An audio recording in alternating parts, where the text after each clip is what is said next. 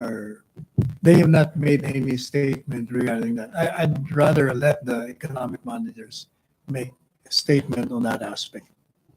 Okay, sir. Thank you po. MPC question. Christine? Sir, back to Pic Ladlad issue. Will his arrest parang signal that the government now intends to arrest the other consultants? I think there has been an announcement by the president even last year about these people, given the proclamation that the peace talks have ended. So it's just like a matter of acting on that Yes. statement made earlier. I mean, made last year. Yes, ma'am. Tapos on the issue of the PIDEO proposal to what's this? Yeah, the mandatory testing. Wala bang bina-violate na anything in the law by subjecting these children to mga drug testing, I don't think there is. like As I said- privacy or like As privacy? I said, I don't think a parent will disagree or oppose that such an idea. As a parent, I will want it because we will never know how our children in schools would be influenced or used by persons outside of the family. So like yung sa Baguio, there's this school that parang there should be pregnancy testing for the students. This is something na, so what do you think of this, sir? I think the reason behind it is that they, from what I gather, the schools are alarmed that certain laboratory equipments might affect pregnant students. So it's more of a healthcare. So it doesn't violate Concern. any law, sir? I do not think so either. If it's precisely for your health, why should it be violated? Okay, sir. Thanks. Thank you, Christine.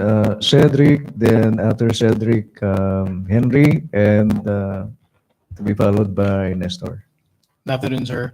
Sir, you said that the supposed weather stations in the three contested territories, it needs verification pa. But Senate President Soto said that there was in fact he believes that there is coordination between China and the Philippines with regard to the construction of the supposed weather stations, sir. Why do you think, sir, the two different statements, sir?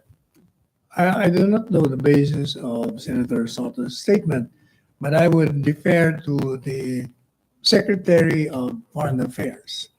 As far as I know, coming from him, he is validating that news story coming from abroad regarding this particular claim by the Chinese government on these weather stations. So would you say, sir, that there is no truth to the to what the Senate President said, that there was coordination between the two countries? Oh, I don't know about that. I have no personal knowledge. As I said, I do not know what is the basis of the statement. He may have some information that I do not know. Sir, let me just get your reaction also. Senator Soto said that there were high level talks between China and the Philippines where apparently China recognized, or high level top leaders of China said that it recognizes that some of the disputed areas are in fact they in fact belong to the Philippines, sir. Can I get your reaction on this? Again, as I said, I will defer to the Secretary of Foreign Affairs. It's his turf. He knows better than I do on that aspect. We'll have to wait for an official statement coming from his department. Thank you, sir. Thank you, Cedric. Henry? Good afternoon, Secretary. I understand the President will have a meeting later with the IPs. Yes. Indigenous Much, people. May we yes. get the agenda, sir? Anong pag-uusapan? If you may, please. All I know is that they will be there this afternoon, and I'm going there too. It could be a courtesy call. Wala naman pong In the immediate, advisory, there is no mention of any purpose. any immediate or emergency concern regarding the problem of IPs that the President needs the attention on. Well, there has been a continuing problem on the nomads, as we all know. Perhaps one of them could be taken during the courtesy call. And also on the meeting, nandun din ho yung mga miyembro ng security cluster like the DND, AFP, PNP, and the ALG, right? I'm not sure about that because, for instance, DLG Secretary Anyo has flown to Boracay already. And the DND chief is in Indonesia for an official meeting with his counterpart. Yung problema sa NPA, sa mga lumad, isa ba ito sa pag-uusapan mamaya? Perhaps it could be one of them. As I said, there is continuing problems with respect to them. So anything that concerns them should be appropriately and properly discussed during the meeting, May- especially if they raise it with the president. Ano mabigat na problema ng mga lumads, IP sa mga NPA nowadays at kailangan na ang Pangulo ang para sa kanila? Well, for one, what I know is that the nomads that are being dislocated, NPAs are taking advantage of the situation, trying to recruit them against the government. That is what I know. Any directives from the President sa PNP, AFP, DND tungkol dito sa problema ng lumads with the NPA? I'll have to check with the AV chief of staff as well as the PNP chief on that. Thank you. Thank you, Henry. Last three questions. Nestor, Rose, and Celerina. Sir, just related to the question of Cedric, it was the Chinese Foreign Ministry spokesperson Liu Kang who confirmed that there were weather stations in Spratlys, which was built by China.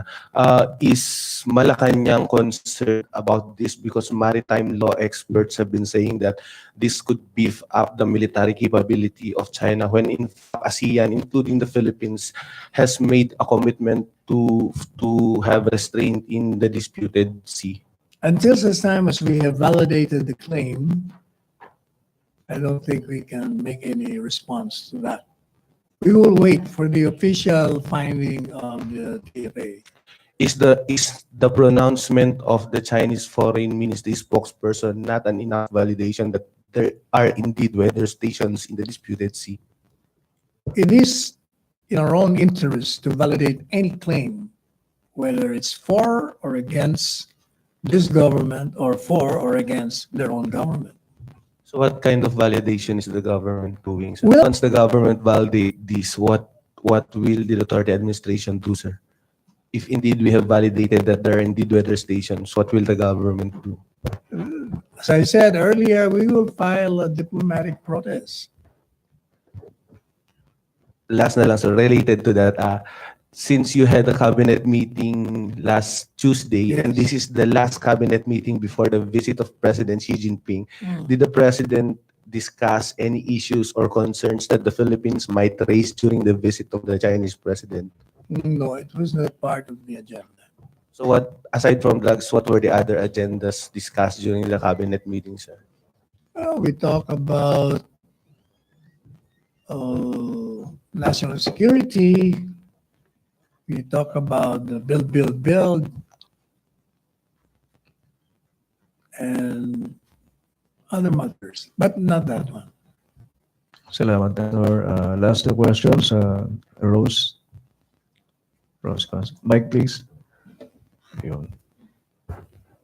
Wala si Ina, wala si Maricel. Wala yung mga, okay sila. Secretary, on the provisional major telco player po, Yes. Senator Pangilinan is questioning why there is only one qualified bidder.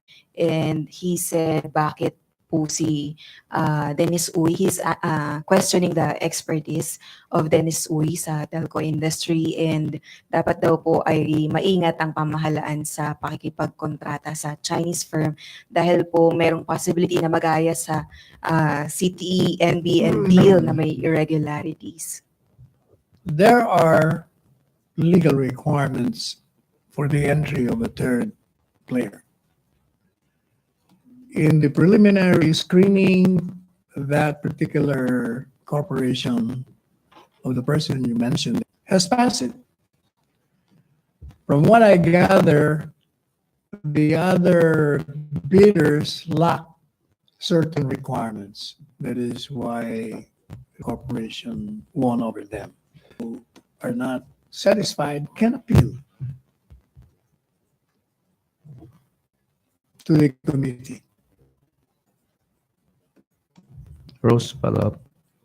So yung government is vouching for the integrity and credibility of the qualified bidder, loan qualified. So hindi ba na-sacrifice po yung integridad ng yung pong quality ng pagpili ng mga bidders? Not really, because precisely there is a bidding process and all the bidders have to go through it. If one or two of them have not satisfied the requirements, necessarily one of them will have to win over them. And then again, as I said, they can appeal and point out why they should be the ones chosen by the committee. Thank you. Sir. Yeah, Reaction, sir. Kasi may mga komentary contribution or donation ni Mr. Dennis Uy during the campaign of then Mayor President Mayor Duterte, sir. I think it's a baseless assumption, because given the character of this president, it's far-fetched. As we all know, relationship, alliances, friendship do not matter with this president. What matters to him is you follow the law and I'll be with you. You don't follow it and I'll be against you. okay. Henry, sa telco, telco. Bago tayo mag-last question kayo Yeah, sila. telco. I'm not able to hear yung tanong ni Cedric, pero yung expectation ng Pangulo sa serbisyo nitong telco ni Dennis Uy, or meron bang sinabi ang Pangulo kay Mr. Dennis Uy, considering the fact na ayon sa mga report, magkaibigan naman sila, malapit sila. Yung sinabi ng Pangulo at kay Dennis Uy sa pag-aayos ng telco sa bansa? One, I do not know about the malapit or closeness. I know both of them are from Davao, but I do not know whether they're close friends or not. He is, I think, is a supporter of the president. Well, doesn't make you close to the president if you support the president. Number two, the president's policy is not to interfere with his departments, as well as it is created by those departments. So the president has nothing to do with any of those bidding, any of those negotiations or contracts. That's the policy of the president, and it holds until the end of his term. Yung pagpapabilis ng internet connections, wala po bang sinabi ang Pangulo na ayusin, pabilisin? No, the general directive of the president during the Tate, as well as in his other pronouncements, is that we need a third player, since will be efficient, there will be improvement, and it will benefit the users, the end users. Thank you, Henry. All right. Last question from Celerina. Sir, regarding this ordinance, the anti-profanity ordinance in Baguio, Do you welcome that? Do you think that should be replicated in the country, or do you think it's a violation of expression? I haven't, this is the first time I've heard of that. I have to see that, is that an ordinance? Or any ordinance in Baguio? Exactly what profane words are they prohibiting? Sa school, yung mga pagmumura.